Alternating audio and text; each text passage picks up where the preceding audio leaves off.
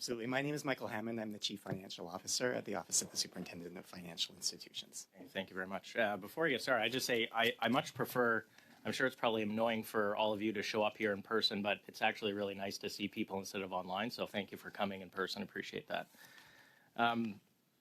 So as I understand, OSFI is receiving kind of an increased maximum amount that they can be advanced as part of the budget. Can you? That's correct. I can elaborate a little bit Please. on that for you.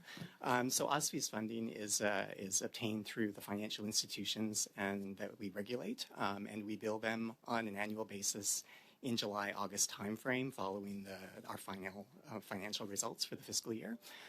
What this provision does is it allows us to have access to the CRF before we have done that invoicing in order to fund our operations in the early part of the year.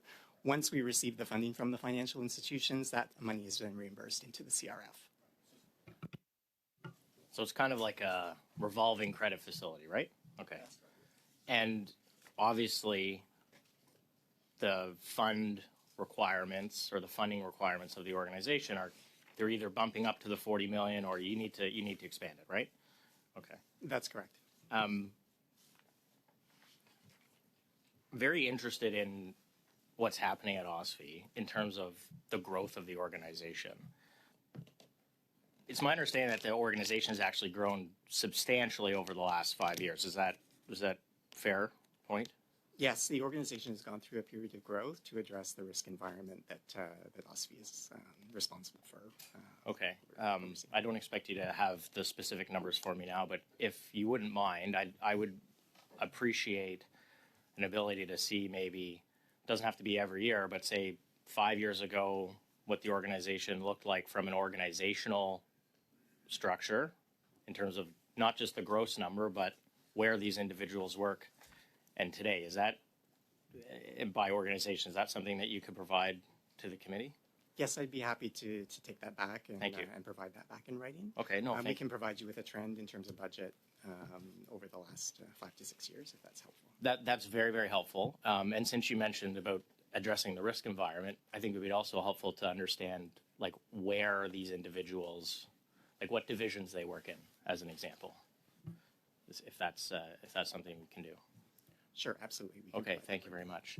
Are you involved with, or are you aware of the Basel, the new Basel rules, or is that maybe outside of your purview?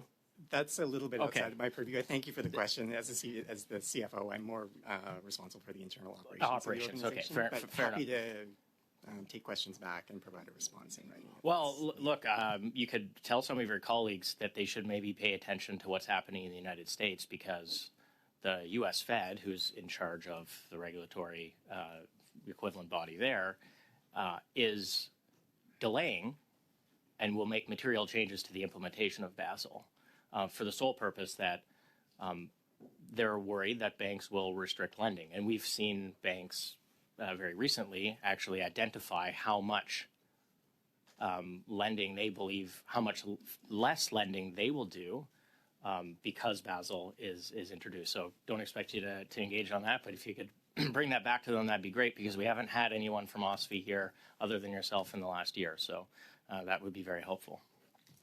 Thank you very much. I will take that back. And I know that the superintendent is very interested in coming to appear at FINA and is very happy to come when he's invited. Well, we look forward to having him when he's able. Thank you. Ms. Guire, I guess because you're in tax, you're there, so I might as well stay with you. Actually, this was a very good question from the library. The document they provided was excellent. How has the government ensured the potentially partisan nature of Canadian journalism, that Canadian journalism organizations does not impact the eligibility of the Canadian journalism tax credit? Like, is there any kind of test that's being considered for that? Oh, Mr. Baylor. Yes, I can take that one. Yeah, the key. Excuse me, I'm just looking for my notes here. The key test, really, and as you may be aware, as part of the eligibility criteria. Here we go. To access the credit, there's an advisory board. that looks at the eligibility for the tax measures. So the advisory board's mandate is to provide an independent assessment and make a written recommendation. Okay. I'm going to run out of time, so just very quickly, I apologize. Who appoints the advisory board? So I believe the advisory board, I think they're government and council appointees, right? that Okay, so, is, I'd have to confirm that, but that's, so my understanding is, so cabinet will decide who decides whether a journalistic organization is partisan. And cabinet, as I understand, is made up of a bunch of elected people who are partisan. But I think I've exhausted my time, Mr. Chair. Thank you very much. Mr. Hammond, thank you for your answers. Appreciate it.